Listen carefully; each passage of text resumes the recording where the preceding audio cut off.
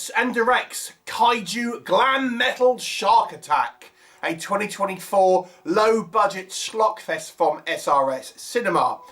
Brett Kelly previously brought us Ouija Shark and Raiders of the Lost Shark, so if you've seen those movies, you might get an idea about what to expect from this one.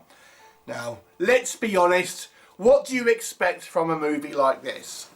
Clearly, it's not going to be a top-tier production, is it? So, you know, when you are reviewing a movie like this, you're not going to be expecting high production value, great VFX, you know, a coherent story or anything like that.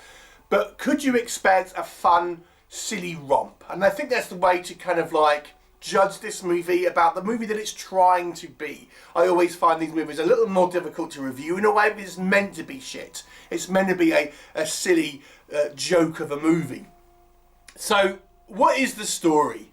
Well, it focuses on a couple of people who are doing a kind of scavenger hunt to try and get tickets to go and see this glam metal band in Canada. And we've got two sets of two kind of rock chicks and then a couple of kids. In the meantime, we have a satellite that crashes into a waterway where there's a guy doing fishing, and this fuses him with this shark, creating a kind of like rock-loving man shark that ends up growing into kind of kaiju size that terrorizes this community. What will happen? You'll have to watch the movie and find out. Right, let's discuss. Let's talk about the positives. What can you expect to enjoy from this movie? So this is obviously a kind of a comedy movie. There is actually a couple of jokes which I did kind of find quite funny. There's, you know, a little bit of self-referential humour about Z-grade horror and B-movies and stuff, where the military are talking about how it seems like it's a B-movie when it clearly obviously is a B-movie and things like this. There's quite a funny gag. These kids are trying to do this scavenger hunt to get tickets to go into this rock show, and they're asked to go and find a drumstick, and they end up finding a chicken drumstick. Which again, I thought so. There's a couple of good sort of funny jokes here and there. Let's talk about the creature itself. Now, again, this is meant to be a joke movie. The creature is like a styrofoam, homemade, you know, silly kind of looking thing with, you know, stomping around green screen backgrounds with drop-in sort of destruction effects in the foreground and things like this. It is what it is. It's clearly an ultra cheap, silly, schlocky movie. It's kind of fun if you know what you are expecting here. You know, there are some sequences where you can kind of think, you know, just laugh at the kind of the silliness that's unfolding on screen. I've used this kind of way of describing things before, but you can almost imagine if you watch a horror film, and in that horror film we see characters watching TV, and the thing that they're watching is something like this. It looks like one of those kind of like film within a film type kind of creations that you kind of sometimes see. You know, it has an element of goofy fun to it, that's to be sure.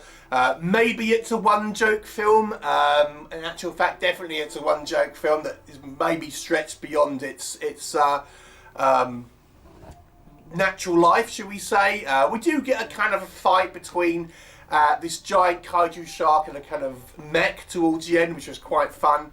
But you know, you've got to go into this knowing what to expect. It's always a hard film to review things like this because it's meant to be bad. You know, no one's going to kind of claim this as a good movie. But how entertaining is it? That's what we've got to judge it on. And there's some elements that are entertaining. But let's talk about what doesn't work. I mean, I think this is like a film where clips of it would be entertaining. As a film, as a feature, it's maybe not as kind of entertaining as you might expect. I mean, the kind of the scenes where our kaiju shark is careering through the city, you know, crushing stuff, is fun. But then again, you know, you've seen a couple of scenes of that, and you're thinking, okay, you know, that's basically all this movie's got. It's a kind of like a homemade, silly shark suit, looking, you know, going in on a green screen with kind of like drop-in effects. I mean, that's basically the movie.